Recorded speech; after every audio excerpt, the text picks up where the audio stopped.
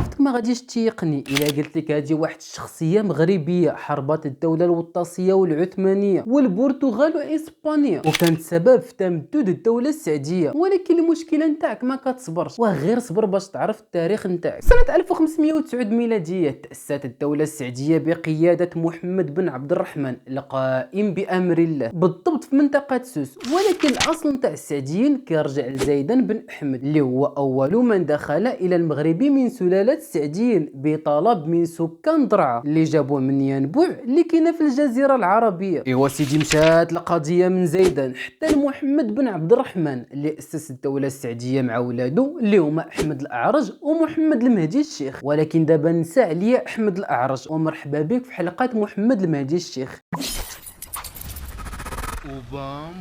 سنة 1540 ميلادية محمد المهدي الشيخ كيدير انقلاب على خوه أحمد الأعرج، وهنا محمد المهدي الشيخ كيتولى الحكم ويصبح أميرا للدولة السعدية. ولكن قبل ما نبداو خصك تعرف باللي المغرب كانت فيه البرتغال وإسبانيا وزيد عليهم الدولة الوطاسية، وفي الجزائر كانت الدولة العثمانية، يعني كانت شاعلة القضية. ولكن محمد الشيخ ما دارش معاهم النية. محمد بن محمد القائم بأمر الله تزاد سنة 1490 ميلادية، كان حافظا للقرآن وديوان المتنبي وصحيح البخاري وعارفا بالتفسير والفقه. كانوا كيقولوا ليه أمغر اللي هي الشيخ بسلحة، وكيقولوا ليه حتى المهدي. ايوا سيدي محمد نشئ في عفاف وصيانة مع حسن السيرة والحكمة والشجاعة، وكان عظيم الهيبة ومحبا للمذاكرة وممتع المجالسة وكثير الغزوات ويحفظ المقاطع الشعرية.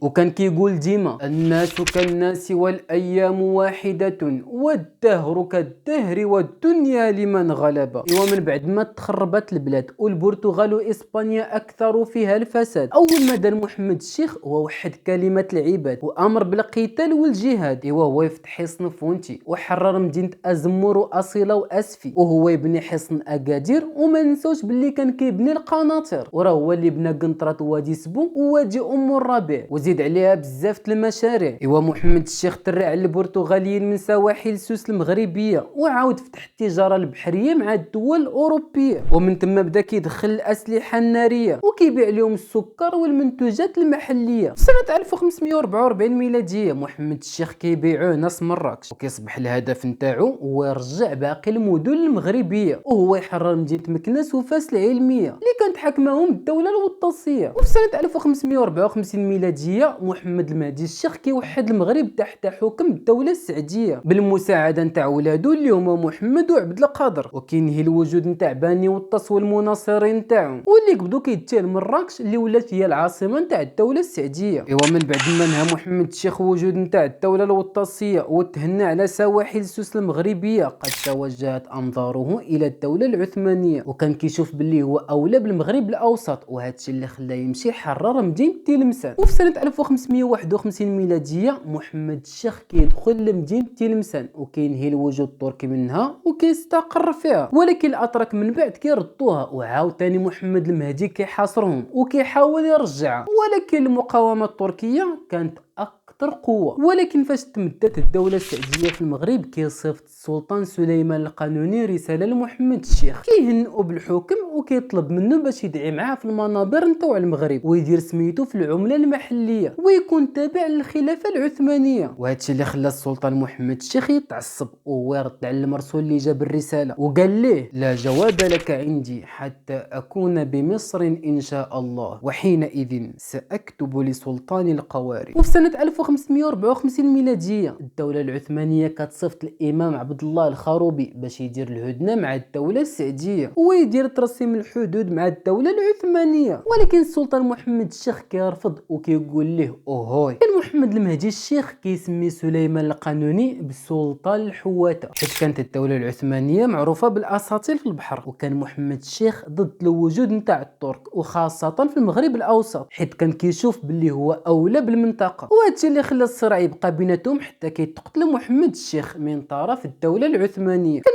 محمد المهدي الشيخ بغى يتحد مع الخلافة العثمانية باش يحاربوا البرتغال وإسبانيا ويرجعوا الأندلس للأحضان الإسلامية، ولكن في نفس الوقت ما كانش كيثيق في الدولة العثمانية حيت خاف اللي ينقلبوا عليه ويستولوا على المغرب، بحكم أن الخلافة العثمانية كانت أكثر قوة وتوسع بالمقارنة مع الدولة السعدية اللي يلاه تنشأت، وأن الدولة العثمانية كان عندها أطماع باش تضم لها المغرب باعتباره موقع استراتيجي وباش تحكم مزيان في البرتغال وإسبانيا. ولكن محمد الشيخ بغى يبقى مستقل بالحكم نتاعو، وهادشي اللي خلاه يدير هدنة مع البرتغال وإسبانيا ويتفرغ للحرب مع الدولة العثمانية. وفي سنة 1557 ميلادية كيتقتل محمد الشيخ الله يرحمه من طرف العثمانيين بواسطة جنود أتراك اللي كيدخلوا للمغرب على أساس أنهم هاربين من الدولة العثمانية وبغاو ينضموا للدولة السعدية، ولكن كيخونوه وكيغتالوه وكيقطعوا ليه راسو وكيديوه للسلطان العثماني وكيعلقوه في واحد القلعة في القسطنطينية، وكيبقى هكاك حتى كيجي عبد الملك المعتصم وأحمد المنصور اللي هما ولاد محمد المهدي الشيخ وكيشفع عليه وكيرجعوا ليه راسو وكيدفنوه في مراكش مع باقي أعضاء الجسم نتاعو. ايوا شتي شحال زوين الصبر، انت عرفتي شوية من بزاف نتاع التاريخ